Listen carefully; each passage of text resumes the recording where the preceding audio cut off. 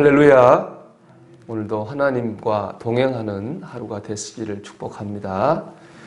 오늘부터 이제 13장에서부터 16장까지는 삼손에 대한 말씀입니다. 그런데 하나님께서 삼손을 이스라엘 민족을 구할 지도자로 주신 거죠. 근데 이제 오늘 본문을 보면은 그동안 다른 사사들이 등장할 때와 다른 두 가지가 나타납니다. 첫째는 뭐냐면 압제를 당하는 기간이 늘어났다는 거예요. 1절 말씀 보면 이스라엘 백성이 블레셋 사람들에게 40년 동안 압제를 당했습니다. 이게 굉장히 긴 시간이죠. 40년. 그 전에 제일 길었던 거는 입다가 사사로 등장할 때인데 암몬 자손에게 18년을 압제를 당했습니다. 그 전에는 뭐 7년 이렇게 했었지, 이렇게 40년 이렇게 긴 적은 없었거든요. 근데 이번에는 아주 긴 시간 동안 압제를 당한 끝에 삼손이 사사가 됩니다. 왜 압제당하는 기간이 커졌다는 말은 그 받는 고통도 그만큼 커졌다는 거겠죠. 왜 이렇게 기간이 길어지고 고통이 커졌는가? 1절 상반절에 그 답이 있습니다. 이스라엘 자손이 다시 여호와의 목전에 악을 행하였으므로 라는 겁니다. 이스라엘 자손이 다시 악을 행했습니다. 이 다시라는 거는 계속, 또다시 이런 뜻이에요. 또 계속 악을 행했습니다. 그리고 이 악이라고 하는 이 히브리어 성경 원문에 보면 정관사 더가 붙어 있어요. 그 악을 행했다는 거예요.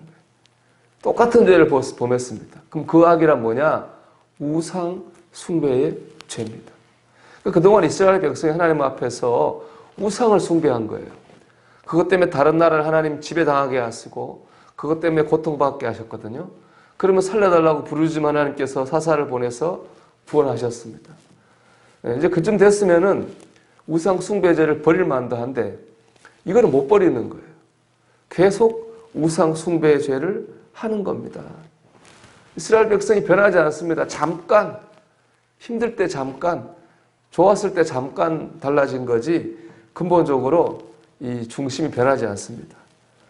사람이 변하지 않으니까 압제의 시간도 커지고 고통의 크기도 커져갔다는 겁니다. 이게 우리에게 주는 음성입니다. 저는 목회하면서 그런 분 봤습니다. 어려움이 올 때 하나님께 막 매달립니다. 저한테도 뭐 수시로 전화해서 기도를 부탁합니다. 문제가 해결되면 예배도 잘 드리겠고 신앙생활도 잘하겠다고 말합니다. 그의 라이프 스타일도 바꾸겠다 그렇게 말해요. 하지만 정작 문제 해결되면 잠깐입니다.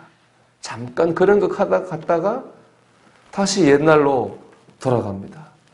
결국 그게 몇 번 반복되다가 아주 큰 문제를 만나가지고 정말 큰 고통을 겪었습니다. 문제의 원인은 잘못된 생활 방식이었거든요. 하나님 그걸 고치라고 고난을 주신 건데 그 생각은 못하고 자신의 근본 문제를 고치지 않는 겁니다. 문제가 근본적으로 해결되지 않으니까 그 고난의 문제도 해결되지 않는 것, 해결책도 있을 수가 없는 거죠. 오히려 더 깊어지는 겁니다. 여러분, 우리가 변해야 됩니다. 고난받을 때 잠깐 회개하고 응답받았을 때 잠깐 좋아해서는 안 됩니다. 우리가 점점 더 우리 삶이 예수님이 기뻐하시는 모습으로 변해가야 될 줄 믿습니다. 그럴 때 우리가 은혜가 충만한 삶을 살게 될 것입니다. 두 번째 다른 사사가 등장할 때와 다른 점은 뭐냐? 구원해달라는 기도가 없습니다. 다른 때 보면은 고난을 당하는 이스라엘 백성이 하나님께 살려달라고 부르짖었거든요. 근데 오늘 어디를 봐도 하나님께 부르짖었다는 표현이 하나도 없습니다. 기도를 하지 않았어요. 아무리 고난받는데도 더 긴 고난을 받는데도 오히려 기도하지 않았습니다. 그 말은 뭡니까? 이스라엘 백성의 영적인 상태가 그랬다는 겁니다. 여러분 살려달라고 말하는 건 아직 살아있다는 증거입니다. 근데 살려달라는 말조차 못한다고 하는 건 뭐예요? 그건 죽어있다는 겁니다. 죽으니까 살려달라는 말도 못하는 거죠. 기도할 힘이 남았다는 것은 영적으로 아직은 살아있다는 거예요. 하지만 기도도 놔버렸다. 그건 영적으로 죽어 있다는 겁니다.